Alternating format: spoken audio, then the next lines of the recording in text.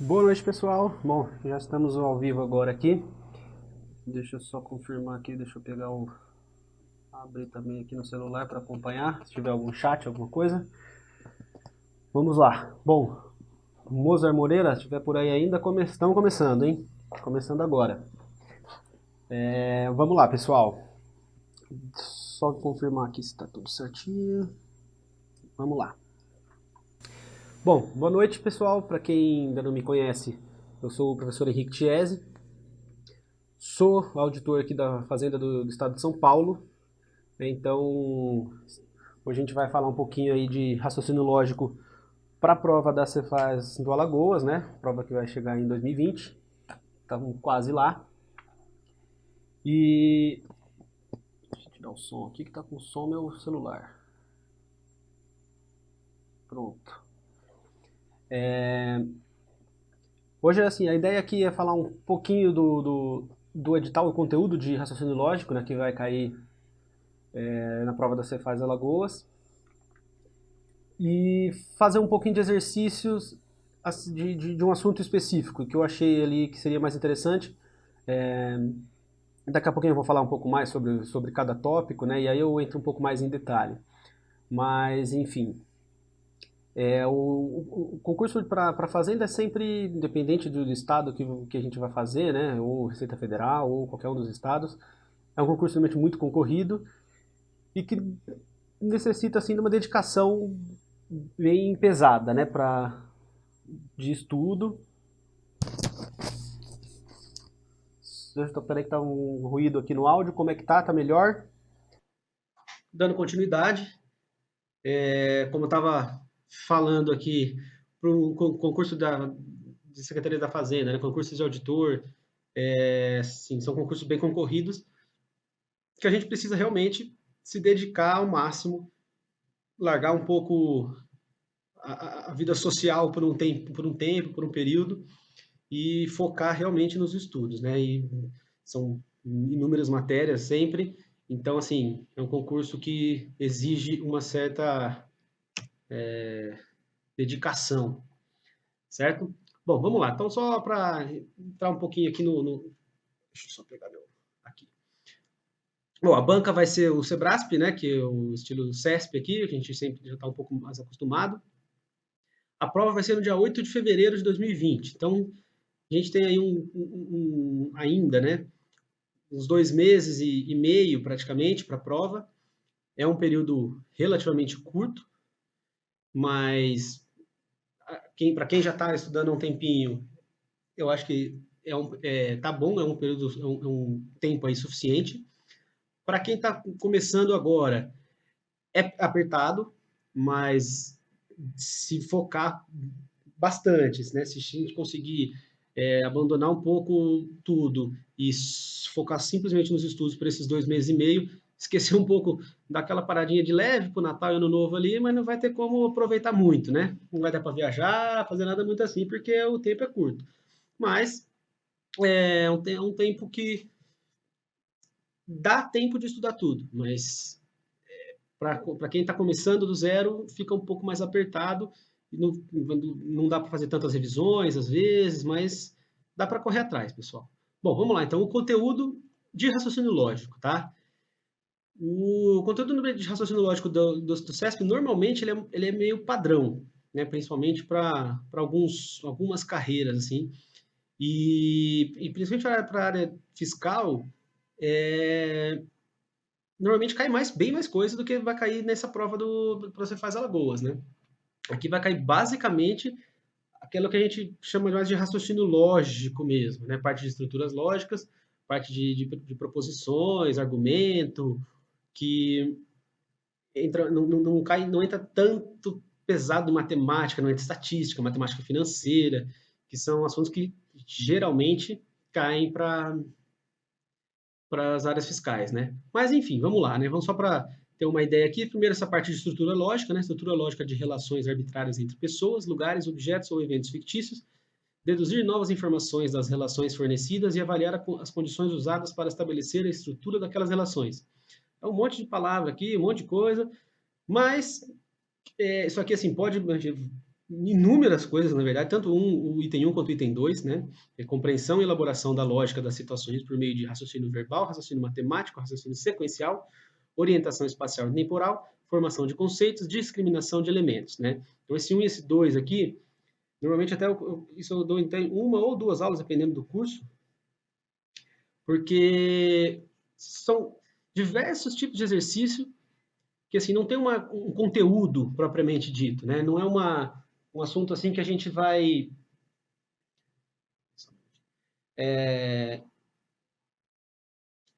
só para ver se não tem nenhuma pergunta, nada aqui, se está tudo rodando certo, beleza. Então assim é um assunto que não tem um conteúdo para a gente estudar propriamente dito, mas as questões normalmente se repetem. O estilo de questão se repete bastante, né? São vários formatos de questões assim que acabam repetindo bastante, que se a gente treinar, grandes chances de cair pelo menos algumas questões que envolvam isso que a gente vai treinar, certo? E o item 3, que é a compreensão do processo lógico, que a partir de um conjunto de hipóteses conduz de forma válida a conclusões determinadas. Aqui entra a parte de proposição e argumento.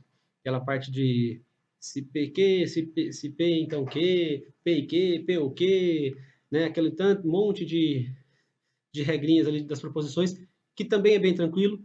Para quem também não domina muito esse assunto, eu mesmo já fiz algumas aulas aqui no ao vivo, no YouTube, sobre esse assunto. Dá para dar uma pesquisada aí no YouTube mesmo, com as aulas do ponto mais antigas.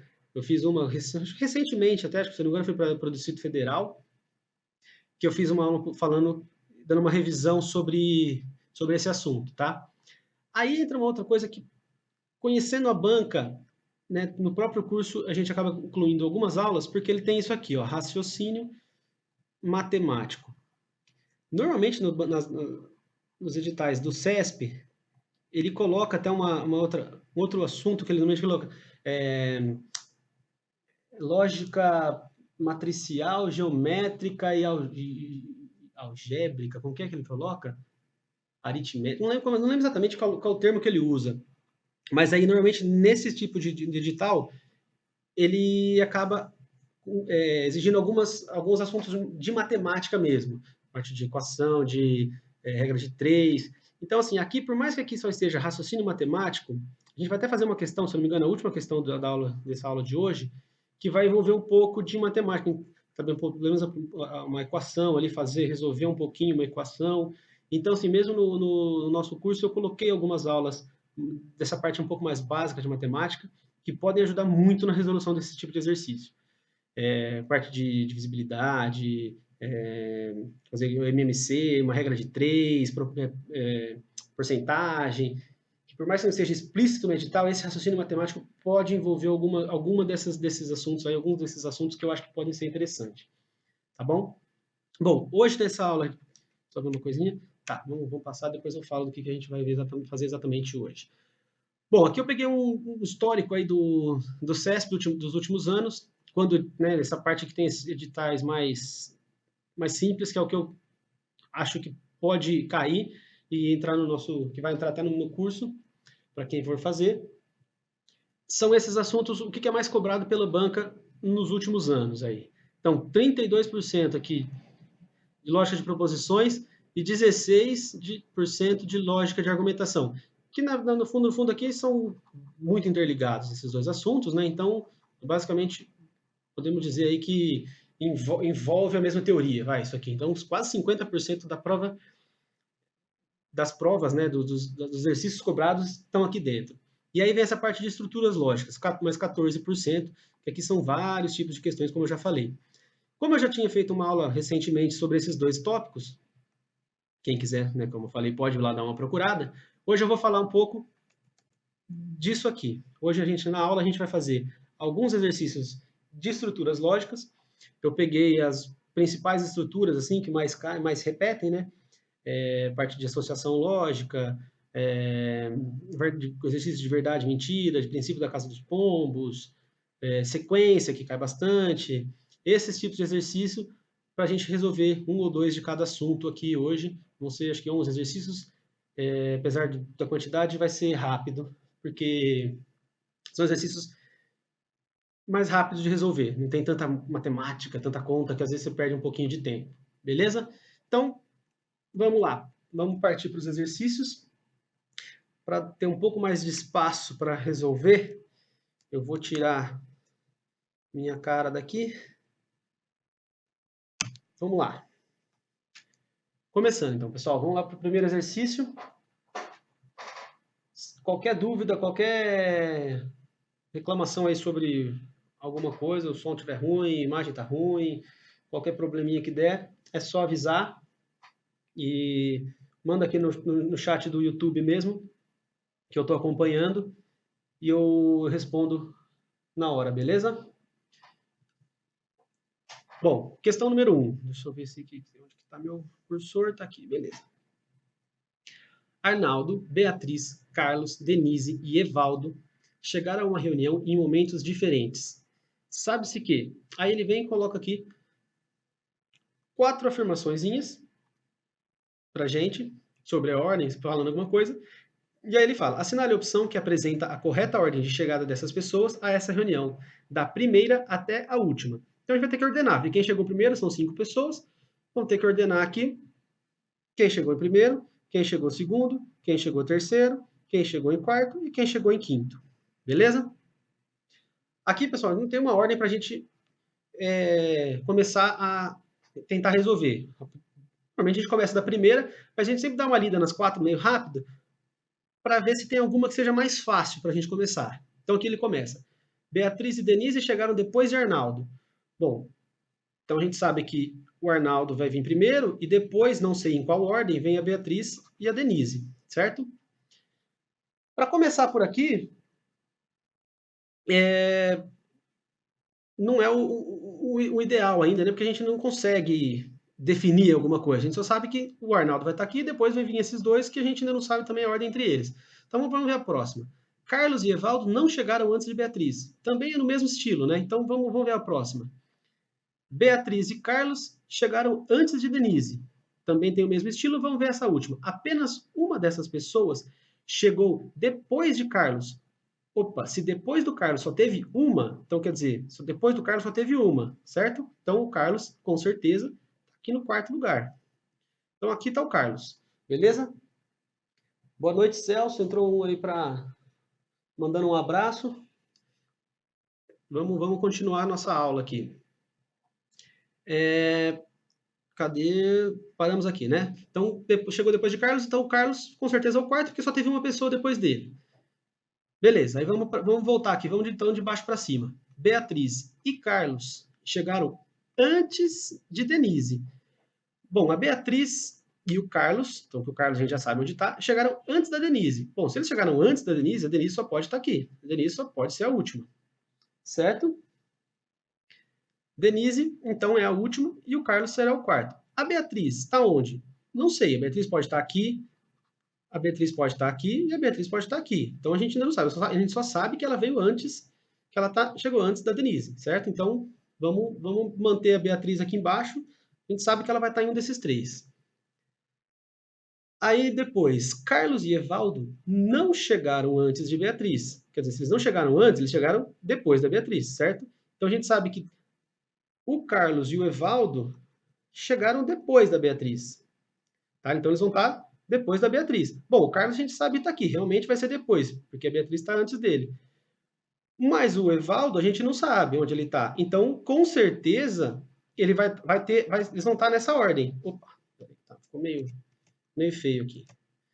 Eles vão estar nessa ordem. Primeiro vai vir o B, depois o E. Quem faltou mais aqui? O A, né? O A pode estar entre eles, pode. O A pode estar aqui, pode. O A pode estar aqui, pode. O A pode estar em qualquer uma dessas 3 posições também, né? Mas a gente ainda não sabe. A gente só sabe que vai estar nessa ordem. B e E estão nessa ordem. Vamos ver então agora. Então vamos deixar aqui em cima para a gente saber que o B vem antes do E, tá? Então a gente vai para a primeira. Beatriz e Denise chegaram depois de Arnaldo. Bom, se a Beatriz chegou depois do Arnaldo, então o Arnaldo só pode ter chegado antes dela aqui. Como a gente sabe que o B e o E com certeza vão estar nessa ordem, e o A está antes do B, então só pode ser isso aqui, né? A, B, E, C, D. Ou seja, Arnaldo, Beatriz, Evaldo, Carlos e Denise. Certo? Danúbio Neto também mandando umas palminhas aí, um abraço. Vamos para a próxima. Então, pessoal, aqui então a resposta gabarito é B, né? Questão tranquila, né? Foi da Cefaz do Rio Grande do Sul do ano passado, essa questão. Se eu não me engano, esse aqui era o cargo para... Era do cargo para técnico, não lembro exatamente qual que era o cargo dessa questão, tá? Mas não foi de auditor, que acho que o auditor foi esse ano, se eu não me engano. Bom, questão número 2. Aqui também é essa aqui é uma questão que a gente chama de associação lógica, que às vezes pode ter uma orientação temporal. Então, é mais ou menos uma associação de informações que a gente vai ter que achar uma ordem. Aqui também é a mesma coisa. Isso aqui foi uma prova do BNB e do ano passado também. Bom, vamos lá. Paulo, Tiago e João, essa aqui também é bem característica, esse tipo de questão. Ele vai dar, aqui nos casos, né, 3 pessoas, aí vai citar 3 formações diferentes e 3 idades diferentes. A gente vai ter que relacionar tudo e descobrir quem é a pessoa, qual é a formação dela e a idade dela, tá bom? Então, vamos lá. Paulo, Tiago e João, analistas de sistemas do BNB, tem cada um deles uma única e diferente formação. Então, um é engenheiro de informação, EI, sistemas de informação, SI, e ciência da computação, CC. Suas idades são 25, 27 e 29 anos. Beleza. Aí, a partir daqui, ele vai começar a dar as informações, do mesmo jeito que foi aqui atrás. Aqui atrás ele dividiu assim em bolinhas, né, cada uma das informações, e aqui ele vai ter as informações diretas. João não é formado em EI, tem 25 anos de idade. Daqui a pouco a gente vê exatamente tudo isso aqui. A respeito desses analistas, de suas formações e de suas idades, julgue o item que se segue. Aí ele fala, João é formado em ciência da computação. Bom, vamos avaliar, né?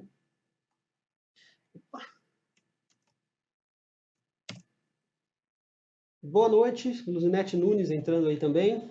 Bem-vinda aqui à aula. A gente está dando sequência aqui já no segundo exercício. Bom, quais são os 3 características aqui que a gente tem? O nome, né? A pessoa, quem é a pessoa, vamos colocar aqui o nome. A idade.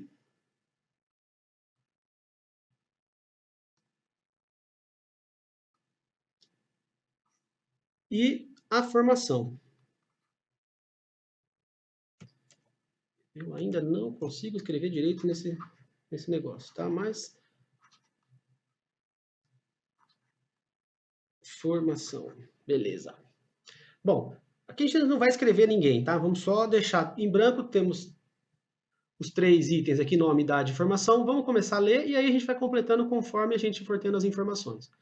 João não é formado em engenharia de informação e tem 25 anos. Bom, então a gente já sabe que o João, vamos colocar o primeiro aqui, o João, só quando a gente tiver alguma informação positiva aqui no caso, tá? Que a gente vai colocar, porque por enquanto a gente não consegue eliminar nada, né? João tem 25 anos, beleza.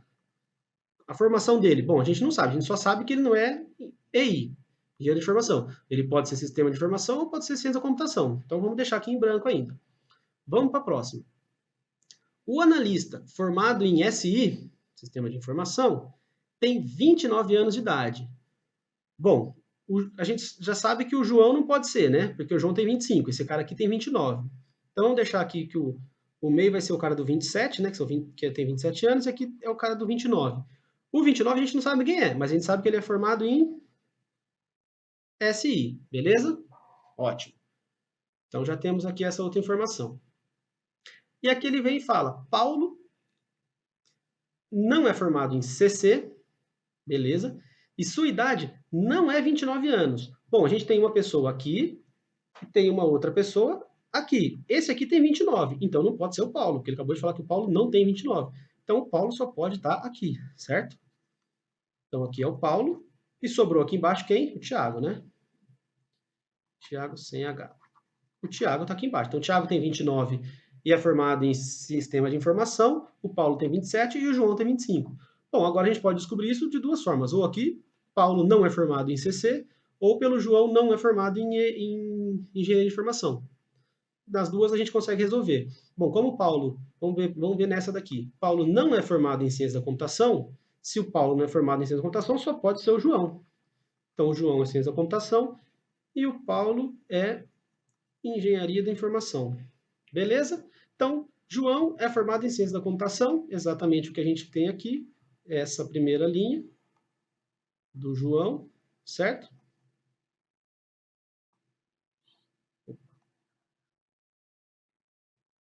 Epa.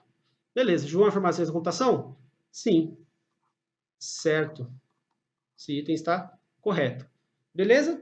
Bem tranquila essa questão aqui também. Às vezes pode complicar um pouco, ter um pouco mais de outros nomes, mais pessoas, com mais idades, com mais formações. Às vezes pode entrar até um quarto item, uma quarta grandeza, que pode atrapalhar um pouco, dificultar um pouco, mas a ideia é mais ou menos por aí. Beleza?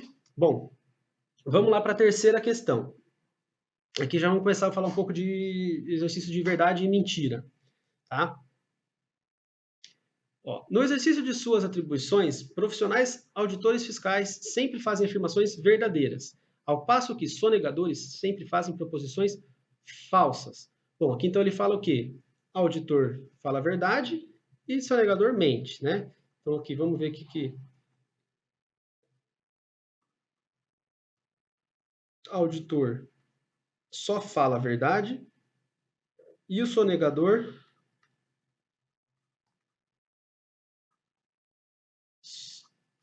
o que ele fala é falso, né? Ele mente sempre. Beleza. Em uma audiência para tratar de autuações, formou-se uma fila de 200 pessoas, constituída apenas de auditores fiscais e sonegadores. Então, todo mundo na fila era ou um ou outro. Ou era auditor, ou era sonegador. Beleza? A primeira pessoa da fila afirma que todos os que estão atrás dela são sonegadores. Beleza. Então, o primeiro cara da fila fala: todos, tirando ele, né, são sonegadores. São sonegadores.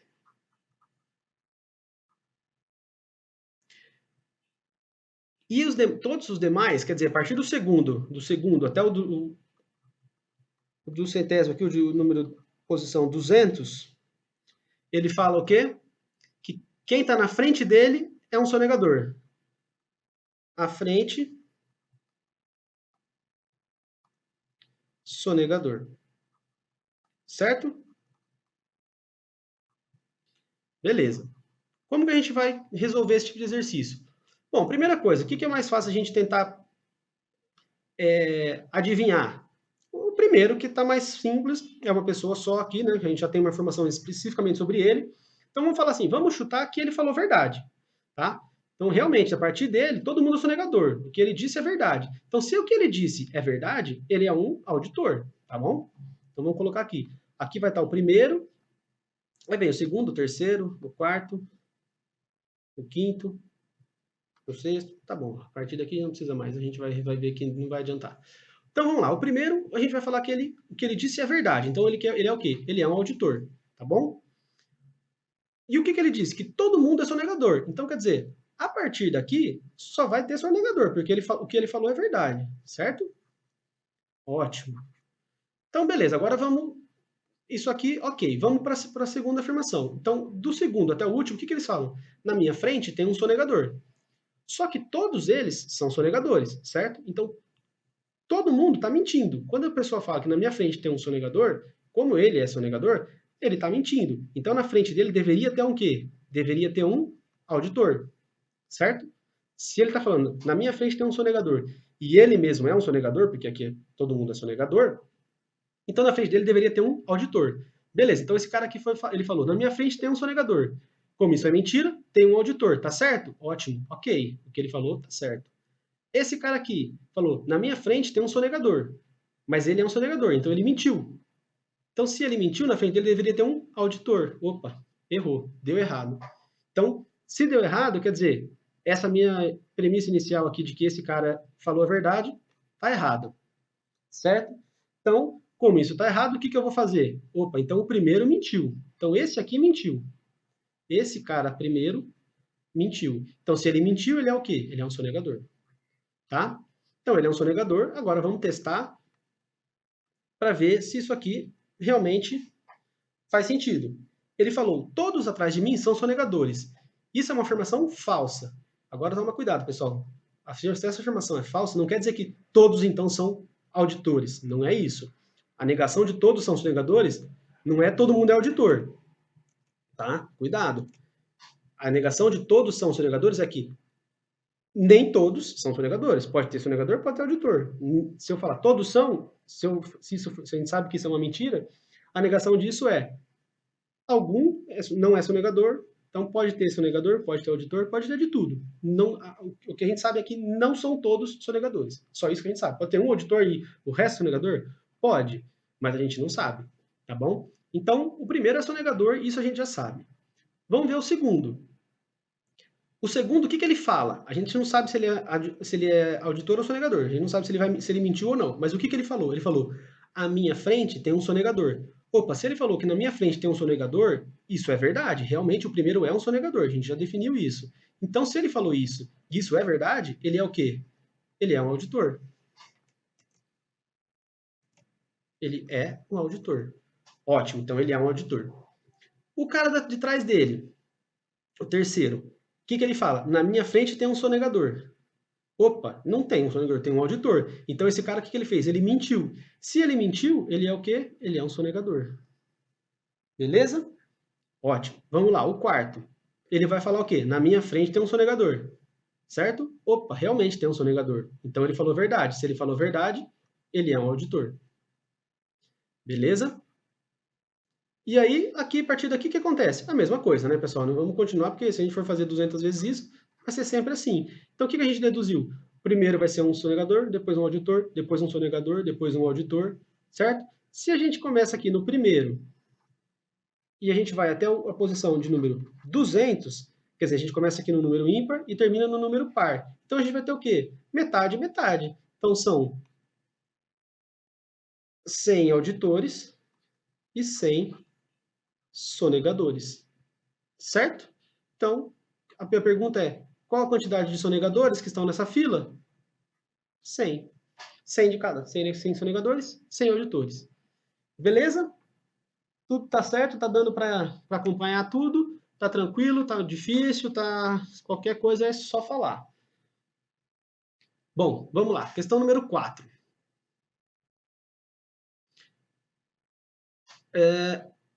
CESP da Polícia Federal 2018.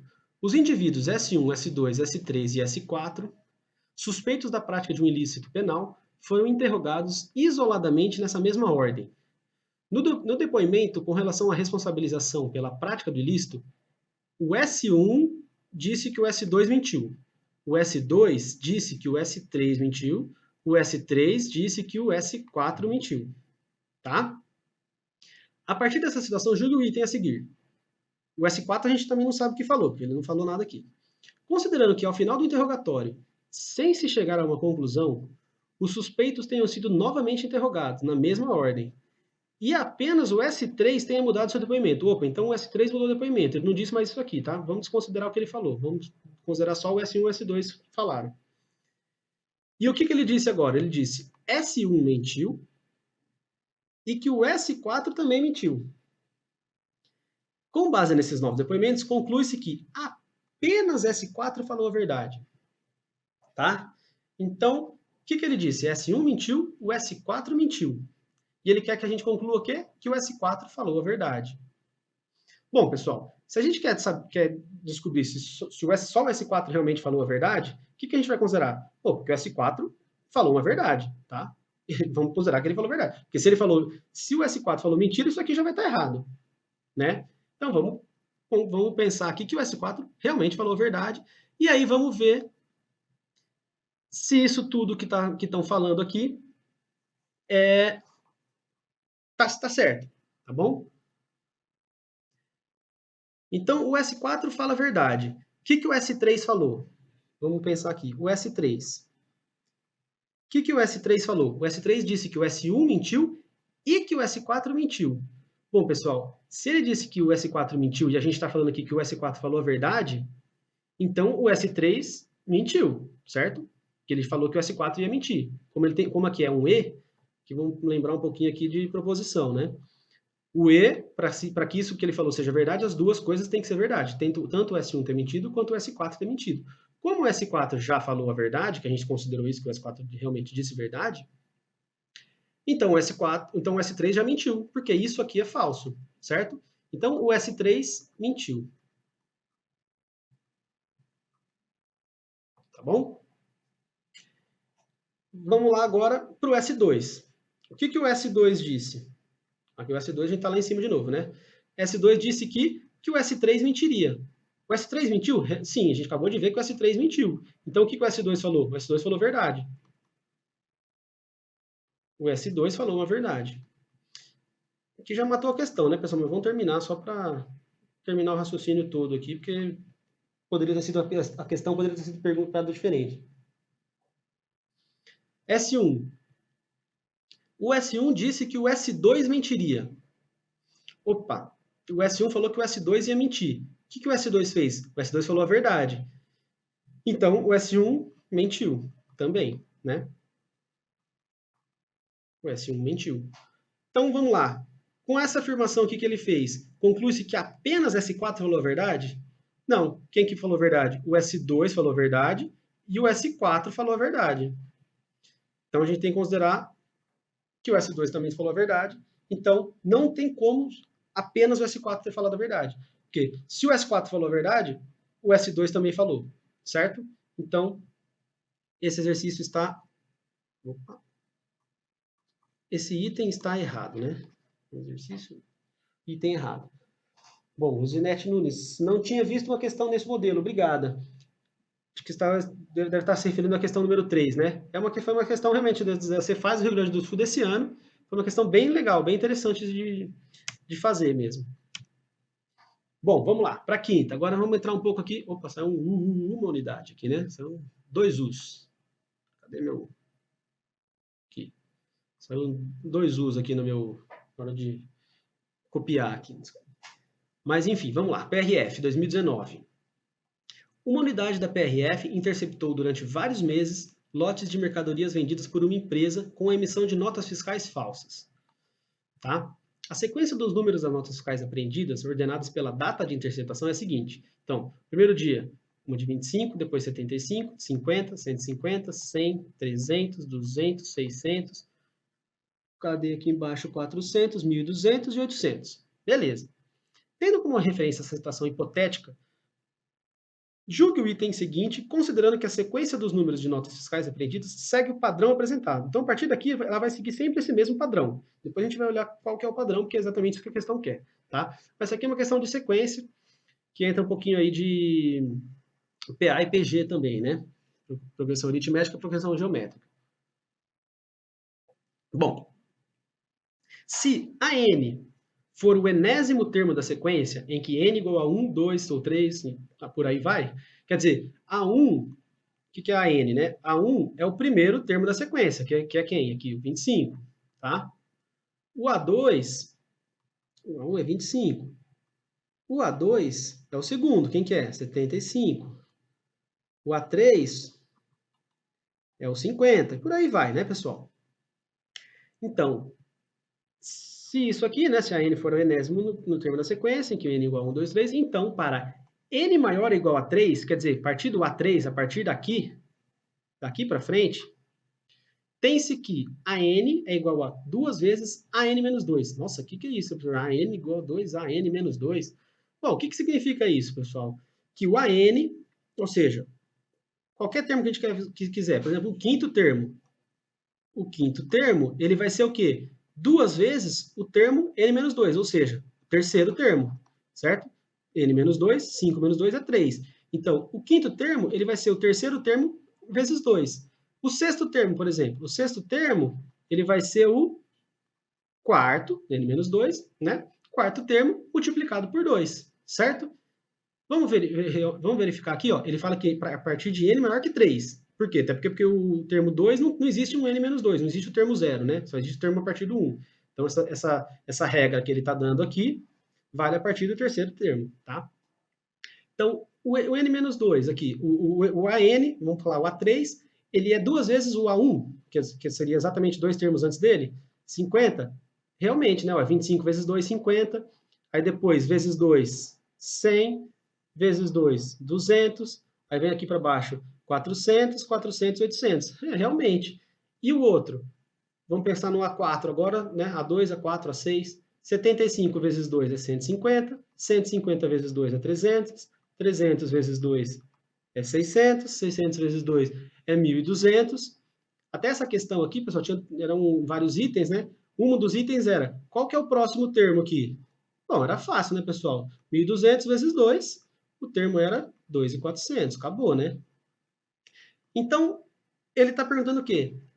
Para n maior ou igual a 3, essa aqui seria a fórmulazinha para a gente encontrar o número? A n igual a 2 vezes a n menos 2? Exatamente, é exatamente isso. O termo ele é duas vezes dois termos antes dele, assim, né? Cada termo, para eu achar, eu vou pegar o termo subsequente aí, né? Que são dois itens dois elementos atrás dele, né? Dois termos atrás, e multiplicar por 2, simplesmente. Então, para o termo 1, para o 3, para o 5, para o 7, para o 9, os termos ímpares, basta multiplicar por 2, e dos pares também, de 2, 4, 6, 8, multiplico por 2 para achar o próximo termo. Então, é exatamente isso. Palito certo, né, pessoal? Certo? Então, se a n for o enésimo termo, de sequência em que n igual a 1, 2, 3, então, para n maior ou igual a 3, se ele tivesse falado só do maior, que o 50 também é. Se ele falasse maior ou igual a 2, aí já estaria errado, porque o 2 a gente não consegue achar dessa forma. É só a partir do 3, realmente. Tem-se que a n igual a 2 vezes a n menos 2. Exatamente, perfeito. Item certo também, né? Vamos lá, vamos para o próximo. Aqui também mais um de sequência. A sequência infinita A1, A2, A3, A4 é definida da seguinte maneira. Para cada j igual a 1, 2, 3, 4 também, aqui é infinito, né? O AJ, ele é igual a 1 se o j for múltiplo de 3. Opa, então vamos pensar aqui, ó. Vamos só colocar aqui alguns termos para a gente entender, tá? Depois a gente vai... Eu não vou nem colocar... Vamos colocar A1, A2, A3, A4... Até o 12 aqui, tá? 9 para a gente aqui. A7, A8, A9. Beleza? Então, ó, quando o J for múltiplo de 3, quem que é o J? O J é o termo, essa letrinha que está aqui, certo? É o 1, é o 2, é o 3, é o 4, é o 5. Quando o J for múltiplo de 3, o termo vai ser 1. Então, quer dizer, o A3, o termo vai ser o quê? Vai ser 1, né? Porque 3 é múltiplo de 3. O 6 também é múltiplo de 3, então aqui vai ser 1. O 9 também vai ser múltiplo de 3, então aqui também vai ser 1, certo? Beleza. No 12 também, no 15 também, no 18 e por aí vai, tá bom? AJ igual a 3 se J menos 1 for múltiplo de 3. Vamos pular o 1 e o 2 aqui, porque é um pouco mais delicado isso aqui. Mas ele também dá, né? Ele fala que o A1 vale 3 e fala que o A2 vale 5, tá? Então, aqui também não teria muito erro, mas ele já fala. A1 vale 3 e A2 vale 5. Beleza. Então, se o J menos 1 for múltiplo de 3, ele vai ser a 3. Beleza. Quem que é o J aqui? É o 4, certo? O 4 é divisível por 3? Não. Mas o 4 menos 1 é? 4 menos 1 dá quanto? 4 menos 1 dá 3, né? 4 menos 1 é igual a 3. Então, quer dizer, o j menos 1, ele realmente é múltiplo de 3. Então, ele vai ser quanto? Vai ser 3. Assim como o 7. O 7 também, 7 menos 1, 6. 6 é múltiplo de 3. Então, o 7 vai ser 3. O 10 também vai ser 3, certo?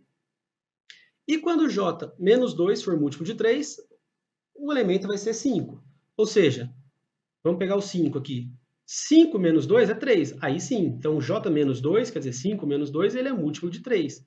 Então esse elemento vai ser o 5. Esse aqui vai ser o 5. Beleza? Então o que a gente pode perceber? Que a cada 3 termos, eu vou ter a mesma repetição. 3, 5, 1. 3, 5, 1.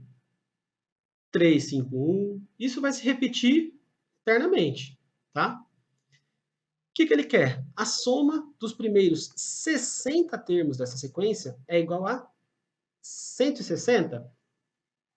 Bom, vamos ver, né, pessoal? Aqui eu tenho 3 termos, tá? Se eu quiser 60 termos, eu vou ter o quê? 20 vezes esse mesmo bloquinho aqui, ó. Eu vou repetir esse bloquinho aqui 20 vezes. que daí eu vou ter 60 termos, certo? 20, vamos pegar ao contrário, né? 3, quer dizer, são 3 elementos aqui, né? Vezes 20 vezes esse bloquinho, eu vou ter o quê?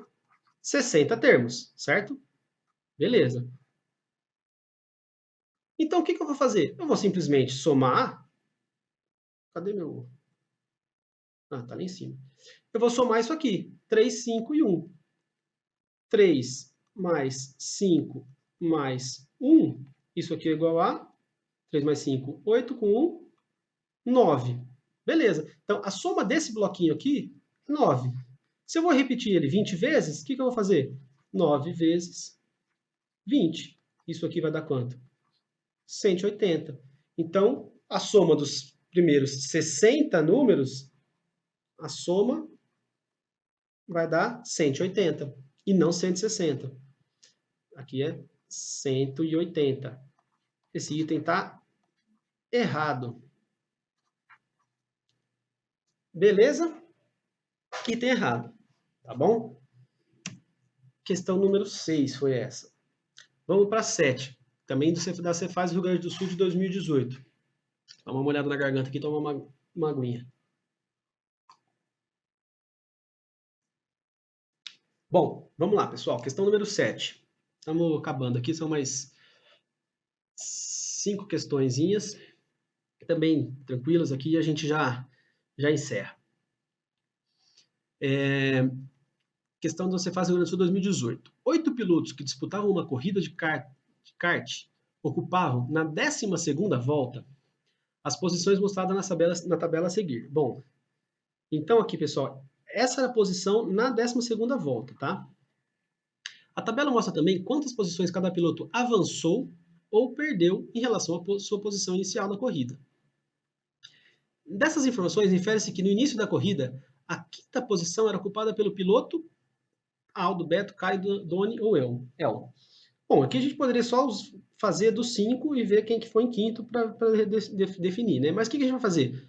Para treinar, até para a gente ver tudo, vamos definir a posição inicial de todo mundo, tá? Como que a gente vai fazer isso? Bom, pessoal, o Doni, ele largou em primeiro e nem passou ninguém, nem foi ultrapassado por ninguém. Então a posição inicial dele era o quê? Primeiro mesmo, né? Largou na pole e terminou na pole, liderou a corrida inteira, sem problema. O Elmo, ele estava em segundo. E ele ganhou 2 posições ou perdeu 2 posições aqui? Porque ele ganhou, né? Ele avançou 2. Quando é mais, ele avançou 2. Até porque não tem como ele perder 2, né? Porque segundo ele só poderia ter perdido no máximo 1, né? Então, ele ganhou 2 posições. Ou seja, ele está em segundo e no início ele estava em quarto, né? 2 mais 2, 2 posições. 2 mais 2 é 4. Isso aqui era simplesmente somar, basicamente. O Beto estava em terceiro e ele ganhou 2 posições. Então, ele iniciou em quinto.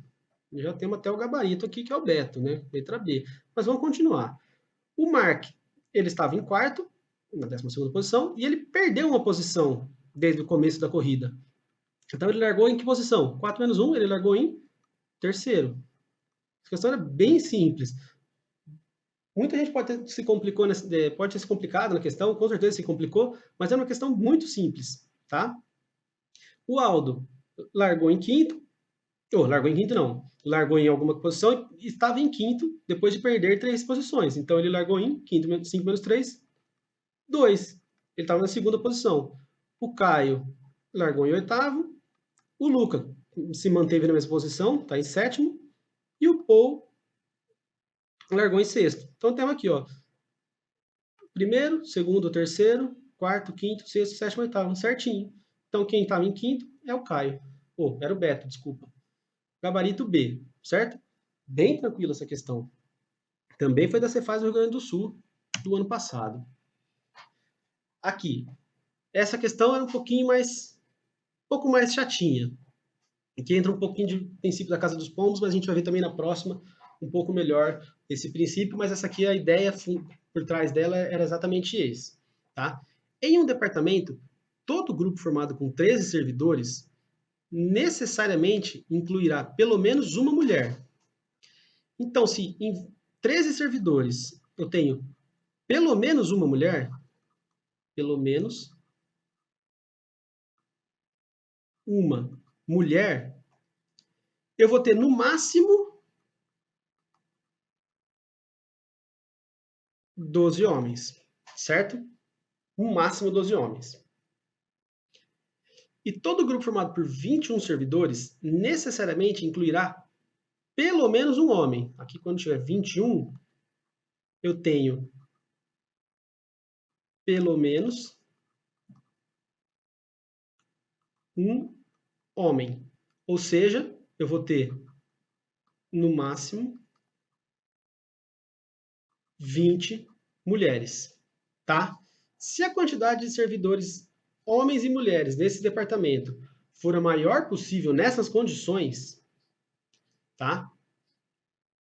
Então, nesse departamento, a proporção entre o número de homens e de mulheres, respectivamente, será de... Bom, pessoal, então o número máximo de homens que vai ter 12, ele quer homens sobre mulher, né? Proporção entre homem e mulher, tá? Então, o número máximo de homens é 12 e o número máximo de mulheres, 20. Que basta simplificar, né? Os dois números aqui são múltiplos de 4, né? 4 vezes 3, 12, 4 vezes 5, 20. Então, simplificando por 4, aqui eu vou ter 3, e simplificando por 4, aqui 3, né? E aqui vai ter 5. Então, essa proporção é 3 quintos, tá? Aqui caberia um questionamento assim, nessa questão com relação a... Se ele fala que a quantidade de servidores, homens e mulheres, nesse departamento for a maior possível, até na minha visão, aqui, ó, quando ele fala que num grupo de 13, necessariamente incluirá pelo menos uma mulher, se tem pelo menos uma mulher, ele não fala que tem pelo menos um homem, para mim poderia ter 13 mulheres. Aí, nesse caso, seriam 13 mulheres e 21 homens, que nessa aqui também é a mesma coisa. Todo grupo formado com 21 servidores, necessariamente incluirá pelo menos um homem, então poderia ter todos homens, nenhuma mulher, né? Só que aí não daria porque não tem essa opção 21 sobre 13, porque é homem, aqui seria 13 mulheres, né? E aqui seria 21 homens. Como ele quer razão homem para mulher, essa razão aqui seria 21 para 13. E não tem essa alternativa, tá? Então, por isso que resta isso aqui, que seria esses 3 quintos. Beleza, gabarito? A questão é D. Belezinha? Vamos para a próxima. Questão número 9. CESP. Aqui entra bem mais característico o estilo de questão de princípio da casa dos pontos, tá? É uma questão até um pouco mais antiga, eu peguei essa um pouco mais antiga, porque eu queria explicar, né, mesmo, passar esse conteúdo. E recentemente não tinha nenhuma questão do CESP, então assim, não está cobrando tanto esse tipo de questão, mas é uma questão bem característica e cai bastante em todas as bancas, então pode ser que já faz um tempinho que eles não cobram, né? Quem sabe nessa prova aí cai alguma coisa do gênero. Então, a equipe de atendência de um serviço de telemarketing é constituída por 30 empregados, divididos em 3 grupos, que trabalham de acordo com a seguinte escala. Bom, grupo 1, 7 homens e 3 mulheres de manhã, né, das 6 ao meio-dia. Grupo 2 com 4 homens e 6 mulheres, das 9 às 15. E o grupo 3 com 1 homem e 9 mulheres, da meio-dia às 18. Beleza? A respeito dessa equipe, julgue o item que se segue. Se, entre os atendentes do sexo masculino, bom, então só vou querer os homens, tá?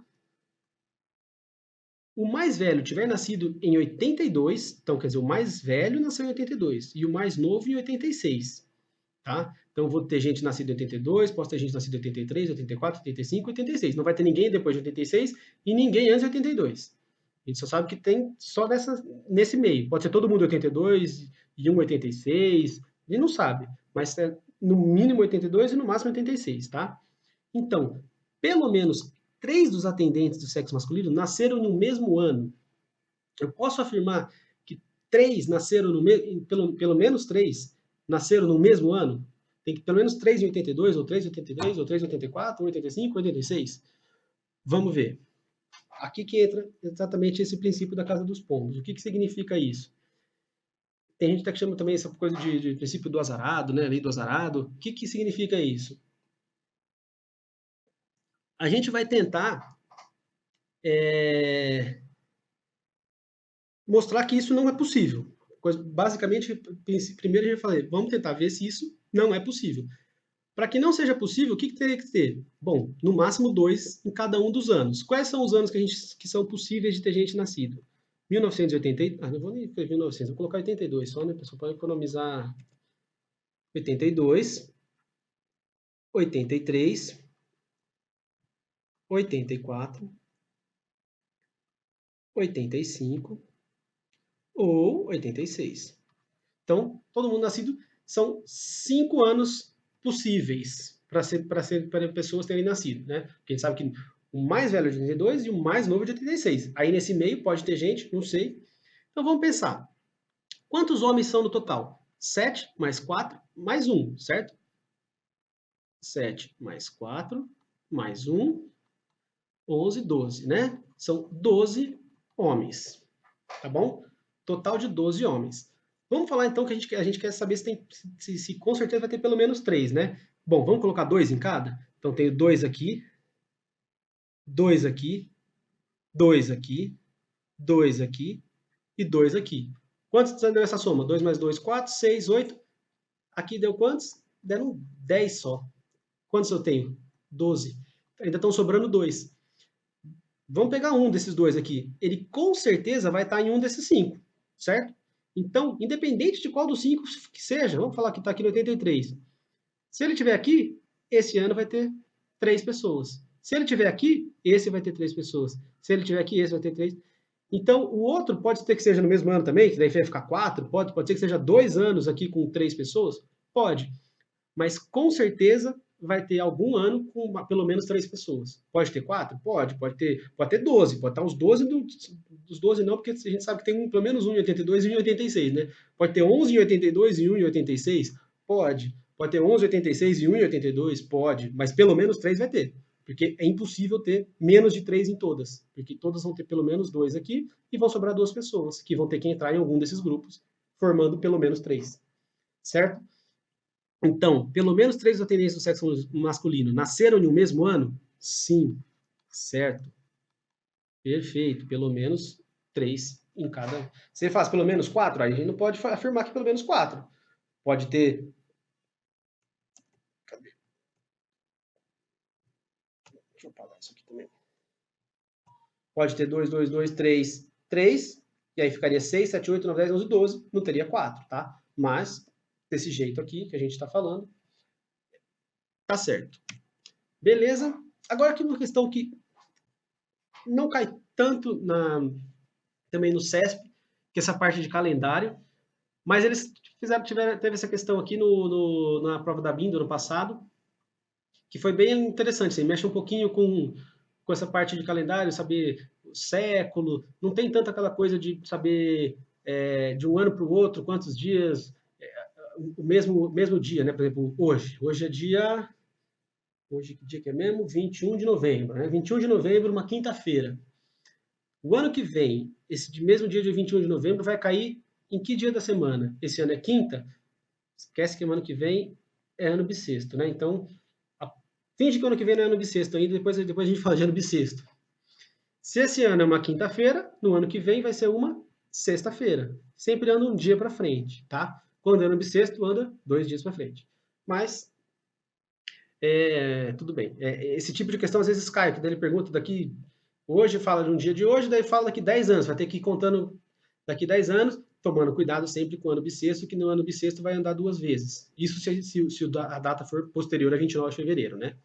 For depois de 29 de fevereiro, dia 1º de março. Se 1º de março hoje cair numa terça-feira, no ano que vem, que é ano bissexto, cai na quinta, 2 dias para frente. No outro ano na sexta, no outro ano no sábado, no outro ano no domingo, depois do ano bissexto de novo cai na terça, e assim por diante.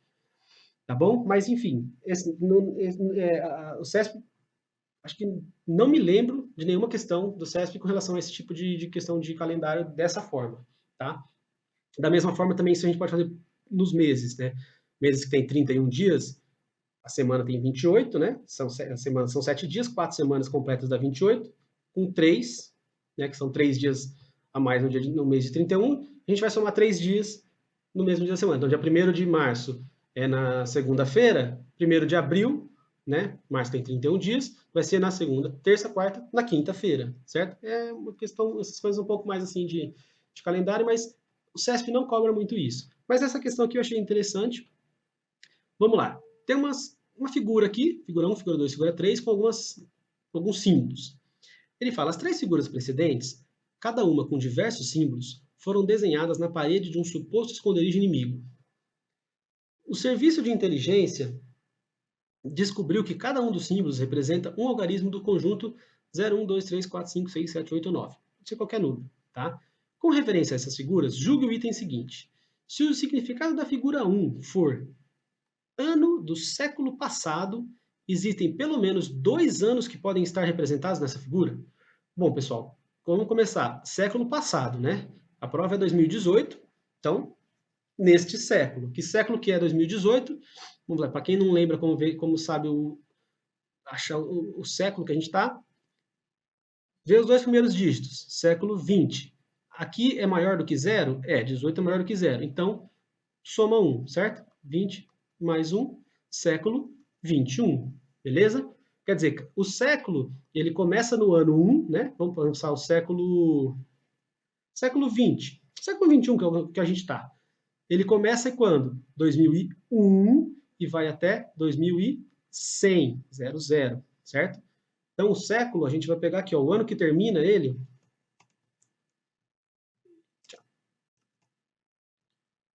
O ano que termina o século é exatamente o século 21, que termina em 2100.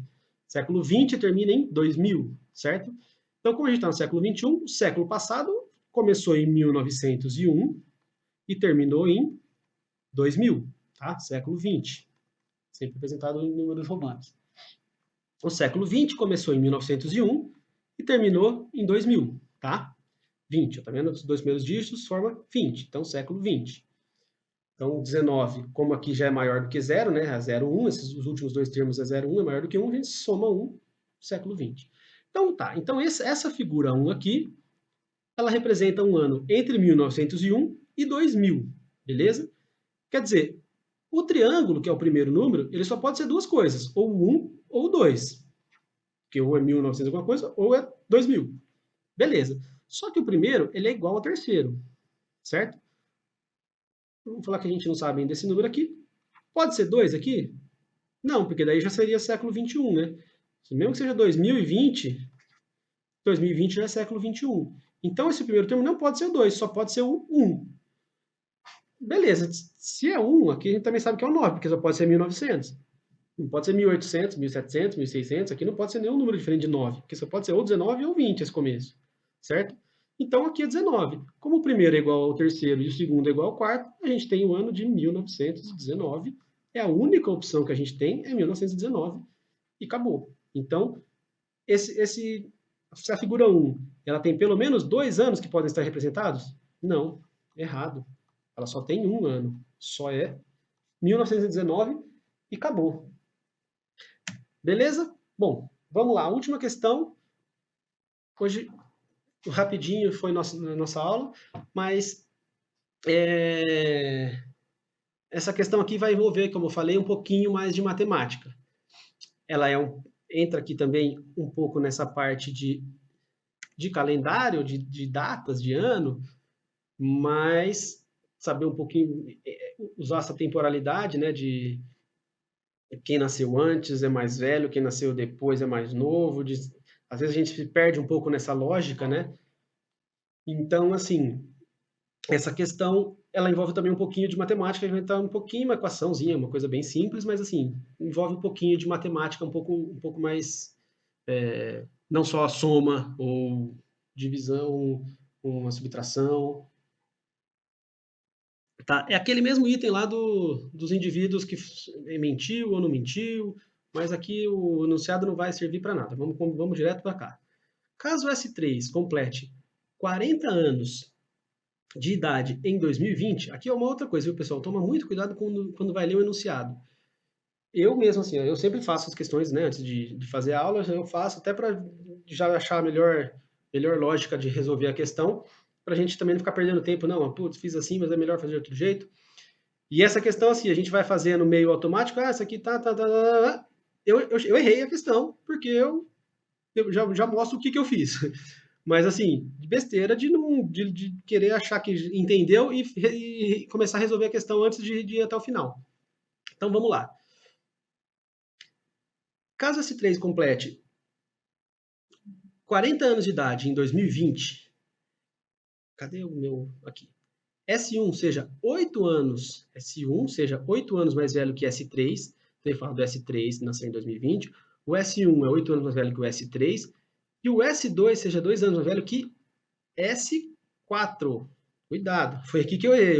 Aqui ele fala do S3, ele fala do S1 com relação ao S3, do S2 eu achei que ele ia falar em relação ao S1 e fiz a questão como se estivesse falando em relação ao S1, mas não, ele falou que o S2 seja 2 anos mais velho que o S4, cuidado.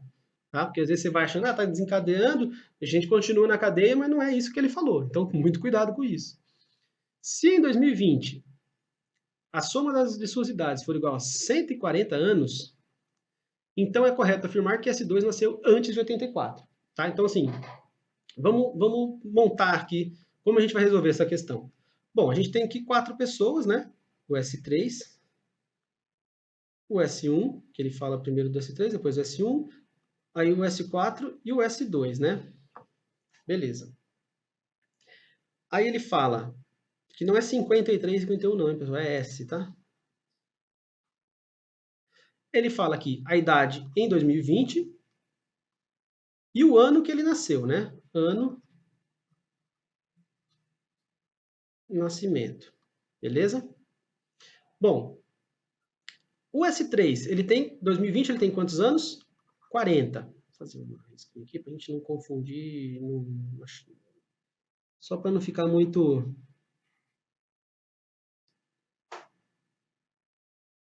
Conseguir delimitar uma areazinha aqui para cada coisa, tá? Então, em 2020, o S3 tem 40 anos, tá? Então, quer dizer, nasceu em 80, né? Não precisa saber isso, mas assim, só para a gente ter uma ideia aqui.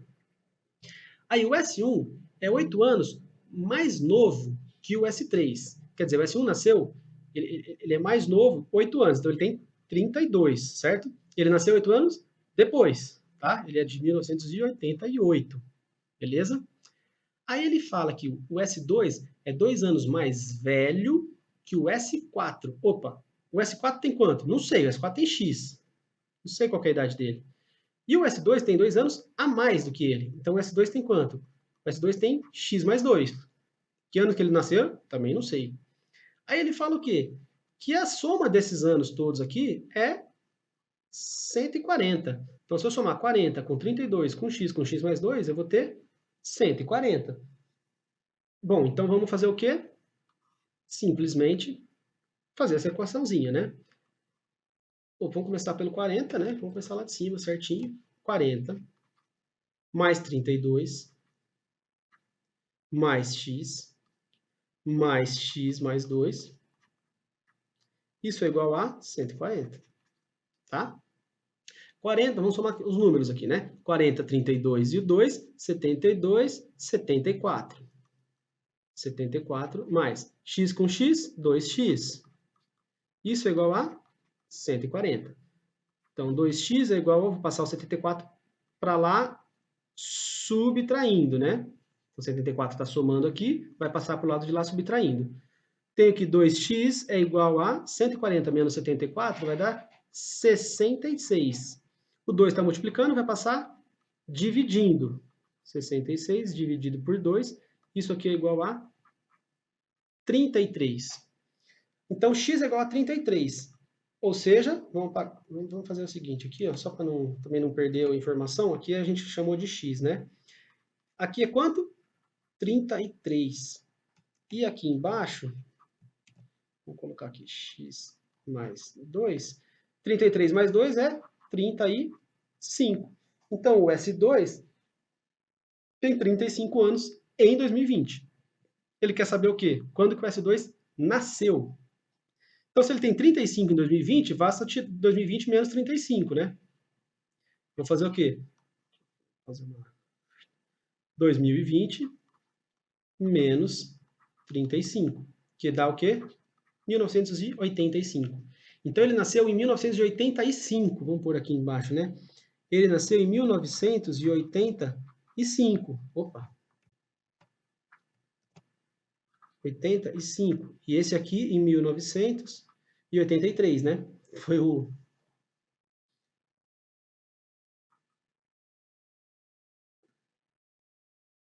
Cadê? 1983. Não, 87, né? Desculpa. 1987. Daí com 33 ele vai ter 2020. Em 2020 ele vai ter 33 anos. Tá bom? Então, o X2, o S2 nasceu em 85.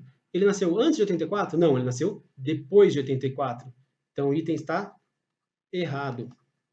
Porque ele nasceu depois de 84. Beleza? Bom, Usenet, ótima aula. Gratidão. Muito obrigado. Estamos encerrando, então, a nossa aula de hoje. Eu agradeço o contato de todos aí, né? Todo mundo que mandou um alô, quem está assistindo. Obrigado por acompanhar a aula. Beleza, pessoal, só para aparecer também nesse finalzinho. Então, obrigado a todos. Vamos focar bastante, né, nesse período até a prova aí, nessa reta final de 2 meses e meio. Esse é um período extremamente importante para a prova, para a gente chegar preparado. É a hora, assim, fazer muita revisão, fazer muito exercício, não só de raciocínio lógico, tá? Raciocínio lógico também é importantíssimo fazer exercício, mas de todas as matérias a gente tem que fazer muito exercício, assim, isso por experiência própria mesmo.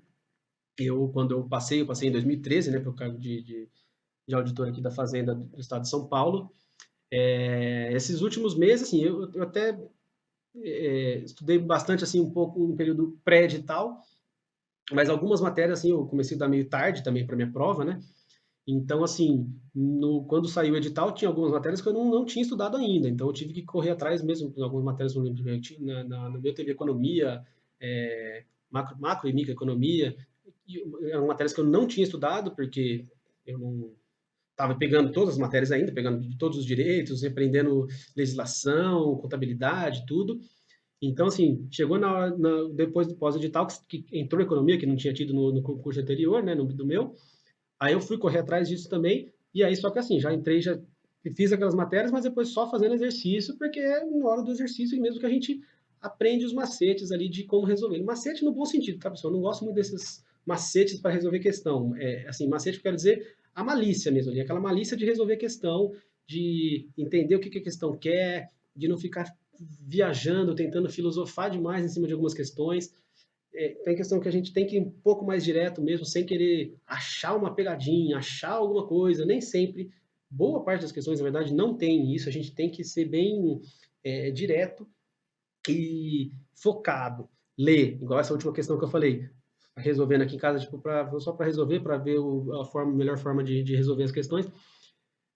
Não li direito e errei, né? Como eu falei. Então, assim, detalhe, besteira. A gente tem que ter muito, muito, muito focado mesmo nas questões, tá? Então, o pessoal aí do Ponto já mandou também aqui no chat, né? Para quem for querer comprar, tem um cupom de desconto aí.